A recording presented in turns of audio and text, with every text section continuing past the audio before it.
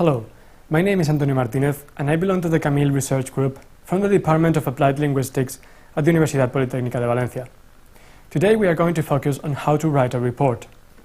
A report is commonly and academically defined as an account or a statement of a judicial opinion or decision, or as a usually formal record of the proceedings of a meeting or session.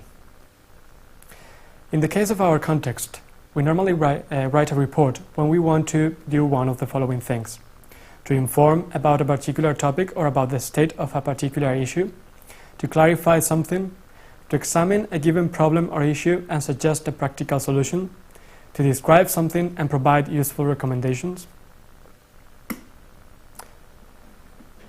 Report writing is considered as a very important skill for our professionals, so knowing how to write them is going to help you a lot in the future. A report is always written in an attempt to achieve some objective. That's why you have to identify the objective or topic you're going to address. Let's focus now on ways to organize the information. You should always state clearly at the beginning what your report is about. The report should be organized to communicate clearly the main idea first, and then you can add or provide the supporting details. The information, presented in a logical order, should go from the general contents to the specific details. The report should state the conclusions clearly and, where appropriate, give the readers information to help them make decisions if they have to do so, bearing in mind your report. As for the tone or style, information should be presented as objectively as possible. If you want to add your opinion, you have to use some expressions such as "in my opinion," "from my point of view," "as far as we are concerned." So if you add your opinion, you have to make it clear. A good report will not merely describe, but also analyze and evaluate. You should also strive for quality, precision, and accuracy. When you write a report, your discourse must be logically organized, making sure your discussion flows logically from the evidence. You can write a draft, and then you can develop your full sentences from the first key ideas. Your language has to be formal, and you have to use linking words and structures to make the discourse more cohesive and coherent. Get rid of those sentences or ideas that could be unclear. And once you have finished, you can write your whole report, and you can do it preferably aloud.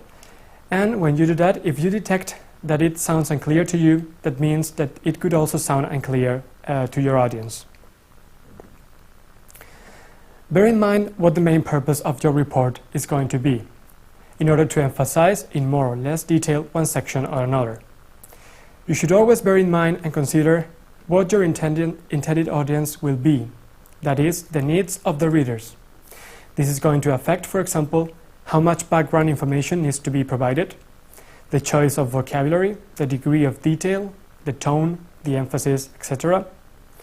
If you are going to convey technical information to a non-technical reader, you have to pay special attention to the use of some specific words and consider that some extra details could be required. In the following slide, we are going to see a list of common sections. However, you have to bear in mind that the order of those sections can change and that some of them could be irrelevant, depending on the type of report. This is the list. We should start with an introduction through which we would mention the purpose for which it is written, some previous expectations, a brief summary of the main points, what the report is going to tell, etc. Then we could provide a description, expectations, contrast ideas, the methodology we are going to use, some comments on the findings, or a detailed section for comments on those findings, some recommendations, and the conclusion section, which is compulsory. In that section, you can include a brief summary of the main points in order for the audience to see at a glance the gist of the report's most remarkable ideas. If you have used external sources, you have to add a reference list, and finally, you can add an appendix or appendices. You should always keep the details included as logical, clear and simple as possible. You can of course use graphs. This is very common when writing a report. If you do that, you have to offer an analysis of its different components and relate them to the main topic being dealt with. The report is a speech. It's very frequent, very common, as we have to bear in mind that we are making reference to something that someone else had said, mentioned, considered or agreed before. The evaluation task is very practical, it's very useful to you. You can do it if you want to improve your skills. That's why you should try to find reports on the internet that could be related to your field of interest. And then you should adopt a critical and methodological point of view, seeing if most of the aspects expected to be found in those reports are covered by the structure of the evaluated report. This is the point when you should think of a topic you would be interested in, for example, aerospace engineering, and then you could click on the link, on the following link. If you do that, you will find a very long report, and this is just an introduction to that report. As the UK's only hub airport, our interest is in enhancing the economic benefits that contained Heathrow provides, while minimising our impact on local communities and the environment. This briefing sets out our approach to managing noise, supplementing the data in Heathrow's 2009 Sustainability Performance Summary and FEU1 reports, available at www.heathrow.com. Thank you, Marcia. As you can see in this very brief introduction, we already have mentioned the interest of the report. We have also included a summary of the main objectives and also a summary of the approach. This is a list with some other sections this report comprises.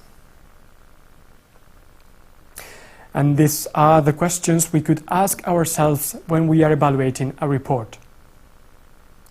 Does the title or abstract make sense?